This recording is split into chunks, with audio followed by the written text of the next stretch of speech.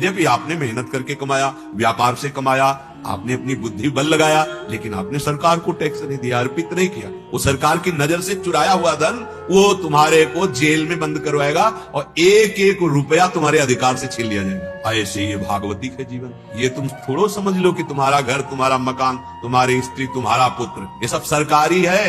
तभी बैठ के रोते हैं भगवान ने छीन लिया, ऐसा कर दिया।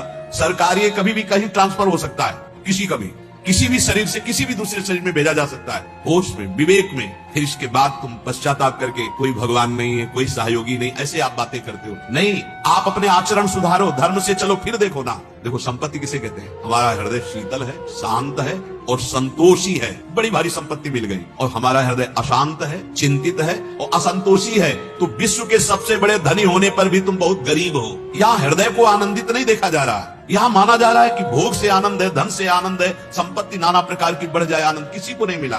धर्म का त्याग करके, अपने कर्तव्य का त्याग करके कुछ भी कमा लो, परिणाम में एक ही शब्द होगा जिसको कहते हैं नाश। तुम्हारे हाथों में, तुम्हारे नेत्रों में, तुम्हारी बुद्धि में सब दैवी शक्तियों का अधिकार है। अगर आप धर्म से चलोगे तो यही आपके ऐसे कर्म कराएंगे कि भगवत प्राप्ति हो जाएगी। कर्तव्य का पालन किया नहीं तो घूमो लिए डिग्री। बहुत बड़े तुम ऑफिसर बन गए, पद में बैठ गए, लेकिन तुम्हारे अंदर धर्म नहीं, तो आप हमारे राष्ट्र की सेवा नहीं कर सकते। अधर्माचरण आपसे बन जाएगा, आपकी पदवी छिन जाएगी, आपका जीवन अशांत हो जाएगा।